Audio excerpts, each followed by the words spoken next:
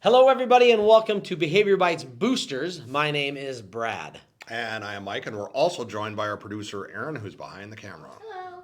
All right, we are talking about replacement behaviors for specific behaviors. And Mike, you guys, is going to talk about something that's near and dear to his heart. I don't know if you guys have ever noticed, Mike always has a pen in his hand during all of our videos because Mike is one of the more fidgety guys that I know. So we're going to talk about kids who are fidgety in class and how we can help that.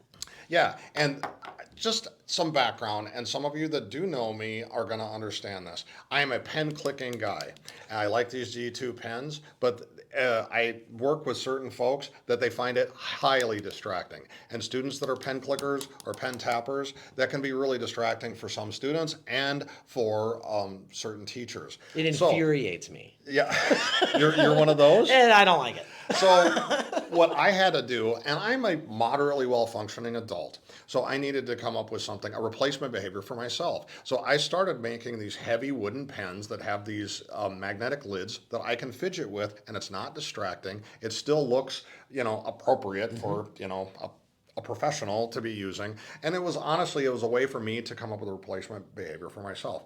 I am a fidget person. I enjoy them a lot. And I have a few examples here that work great to replace some of the more distracting fidgeting that kids do with something that's quieter and more appropriate. These little magnet sliders I think are wonderful. Kids are a big fan of those. These are pretty common. You see those around.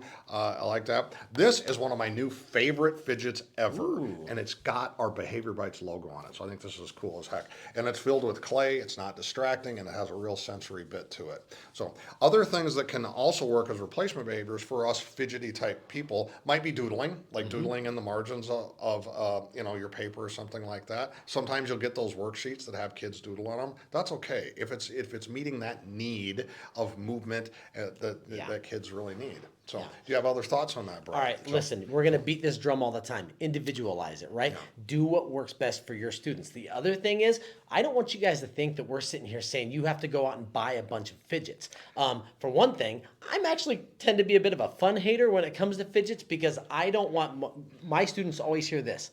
This is a tool, not a toy. As soon as that starts being disruptive in my classroom, you lose it. You notice none of the stuff that we showed you guys was noisy. None of it clicked. None of it made noise.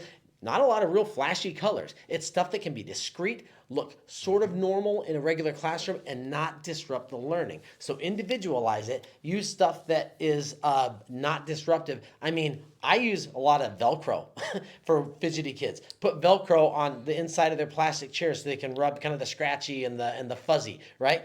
So find what works for you. Don't spend a ton of money, and meet kids where they're at to help them out. Yeah, I love it. So right. Go forth and do good things.